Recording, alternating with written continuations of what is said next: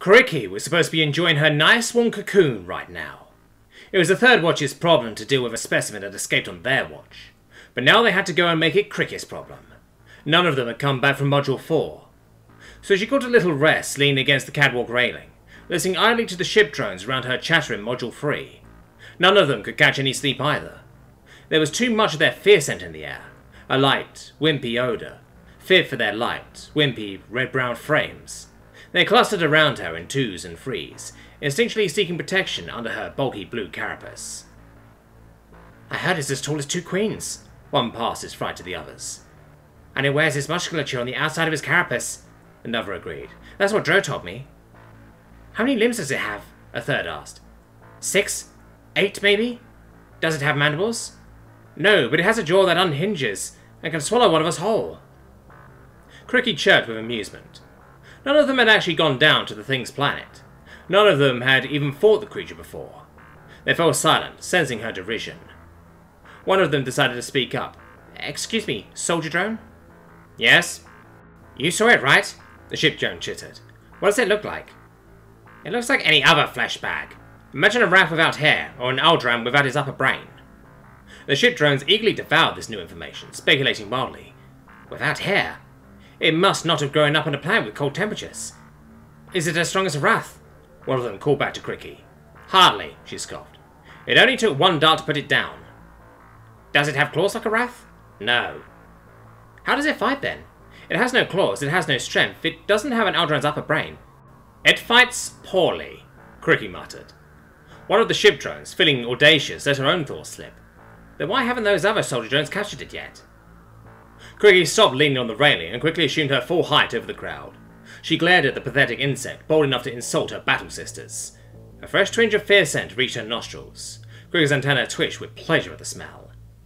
"Best not to ask questions above your station, little ship drone," Cricky said.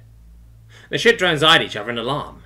They quietly decided to take their conversation elsewhere. Satisfied, Cricky resumed her casual lean on the railing, but her mind bubbled with unease. It was the right question to ask.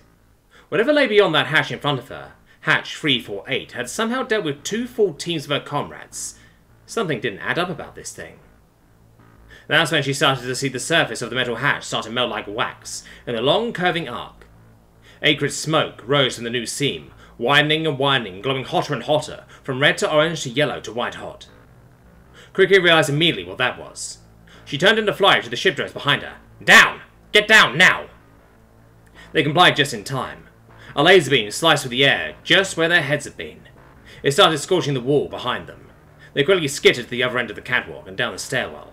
With her eyes, she traced the beam back to the hatch, where it continued to cut its searing path. Soon it was unsafe, even if she leaned all the way over to stay on the catwalk any longer. She hopped over the railing and dangled precariously from the edge, causing a great murmur from the crowds of ship drones and soldier drones below. She dropped down hard onto another catwalk. The metal span rattling from the impact. "Soldier Drone Cricky, report!" called Commander Grotra from below, personally leading her subordinates. "Laser cutter, hatch 348, Cricky replied. Grotra launched into action. "Get the ship drones out. Move them into Module 2. I want every gun trained on whatever comes out of that hatch." True to their training, the soldier drones went to work. Their smaller red-brown sisters were just as hasty to get out as they were. Fear scent clogged every nostril, mostly that light, musty stink from the ship drones, but occasionally a droplet or two of the more pungent soldier drone's fear. Cricky let out her own spray of anger scent at the trace of that. No flesh bag with a laser cutter was going to scare her. She took up a position on the catwalk below, aiming right at the smoking, glowing hatch. The laser finished its long arc right where it started, then cut out. With a heavy thud, a roughly elliptical section fell right out of the middle, more tall than it was wide. Still, it was a larger hole than even 2 soldier drones needed. Nothing emerged from the gaping hole except the last trails of smoke. "Steady!" Grotra ordered. Out of the hole came not that peachy colour Cricky had been expecting. Instead, a dark blue soldier drone, just like her, popped out of the hole. Treat. Fear scent more potent than she'd ever smelled before wafted in. Treat's mandibles were tied tight together so she couldn't click, and all 6 limbs were bound painfully backwards. "Hold your fire! Hold your fire!" came the commander's order below. Cricky waited for the target over Treat's shoulder. The thing stepped out of Module 4 as promised, not unfurled to its full extent, but hunched over behind Treat. Around her it pointed an airgun just like theirs at the 16 soldiers below. Krieg's antenna twitched with glee. The dumb brute actually thought Clackens cared when the enemy took hostages. Grottra had hardly finished saying, "Fire!" before Krieg and her battle sisters let loose a storm of darts at Treat and the thing. It dug down, flipped Treat over so that her armoured carapace faced them, and began using her as an improvised shield, returning fire while Treat's backside became a dartboard. To Krieg's amazement, she saw one or two of her sisters slump over, the darts from the thing's airgun expertly aimed at their vulnerable undershells. But Krieg didn't have time to question how it figured that one out. She aimed at the creature, while wisely was showing a little too much of his heel at her from above. Her side wavered in and out over the quickly shuffling feet, looking for the precise moment to pull the trigger. Instead, Treat suddenly disappeared from inside the sight picture of her airgun. Krieg tore her eye away from it to see her big, dark blue, pin-cushioned comrade falling straight towards her from above. "This is going to hurt," she admitted, before the world went black. A few moments and a concussion later, Krieg slipped out from under Treat's groaning body and propped herself up to see what had happened to the thing.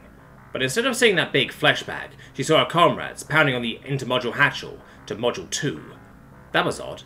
She didn't remember it being shut. The hatch controls beside it had been cut out, and replaced with a smoking, glowing laser-cut hole. Her antenna twitched. "Get this door open!" Her comrades chirped frantically to the camera above it.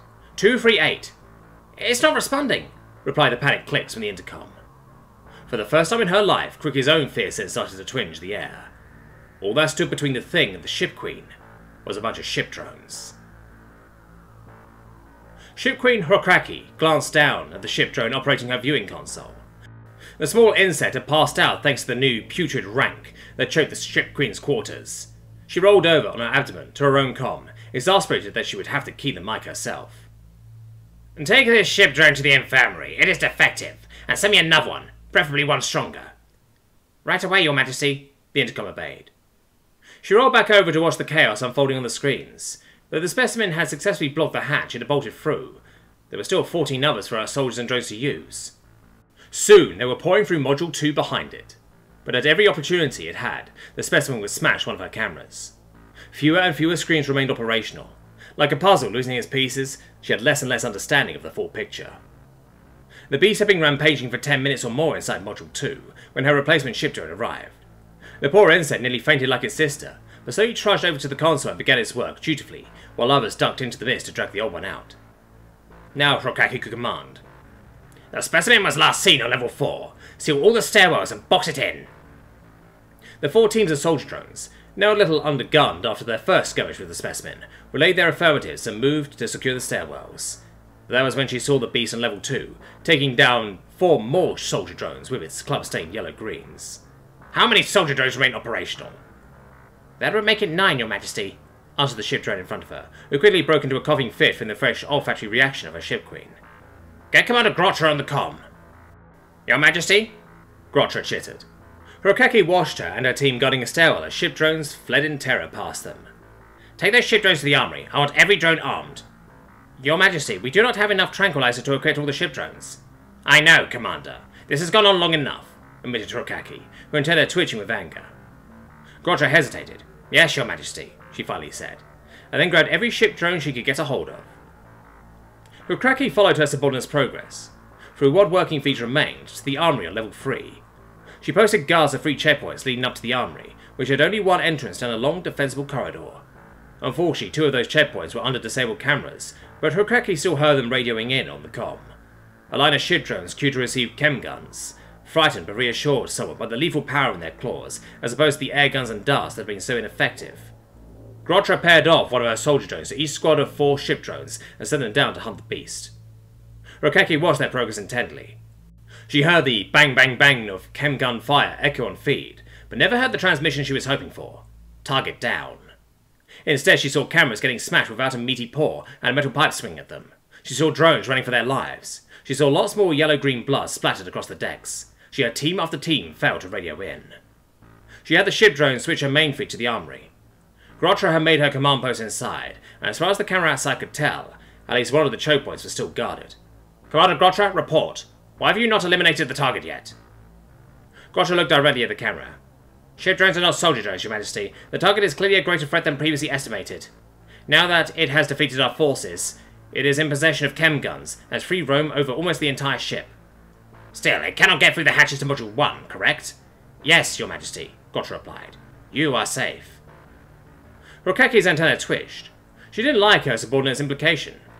"What do you suggest, Commander?" she asked testily. "I suggest we evacuate what remains of the crew into Module 1 and vent the atmosphere. That's the only sure way of killing it now." "I will not open the hatches to Module 1 as long as that creature is alive," Rokeki said. "You saw how it took advantage of you leaving the hatches open into Module 2. If we try to move aft to 3 or 4 escaping the venting, it will follow us there. It has demonstrated an uncanny ability to get the drop on us." "Then I will vent the atmosphere right now," Rokeki declared. She was about to relay the order when Grotra interrupted her. "Your Majesty, if you do that, you'll kill 3/4 of your ship drones. You won't be able to get home." "I still have ship drones in 7 and 8, running the engines and the subspace drive," she shot back. "I still have ship drones here on the bridge in Module 1, handling navigation. Who else could I need?" Grotra stood as still as the statue.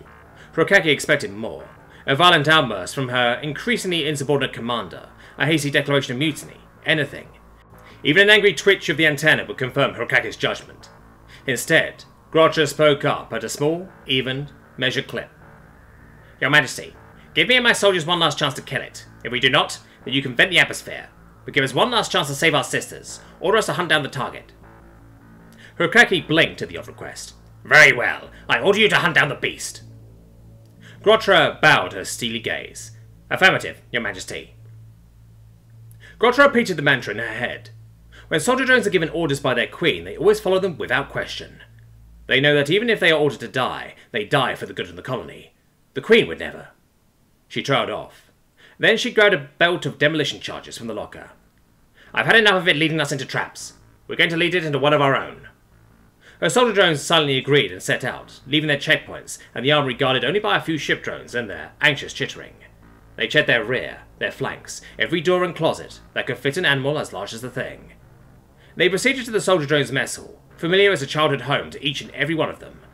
Placed in the deepest bowels of Module 2, if it blew up, it hopefully wouldn't rupture the ship's outer skin or compromise its structural integrity. While Grotra set and armed the charges, her soldiers did their best to make noise. They threw benches and utensils around. They upended tables. They fired their chem guns down the corridors. They chirped and chattered as loud as they could, hoping the echoes would lure the thing in. Then they enjoyed their last meal together, waiting for the thing to take the bait.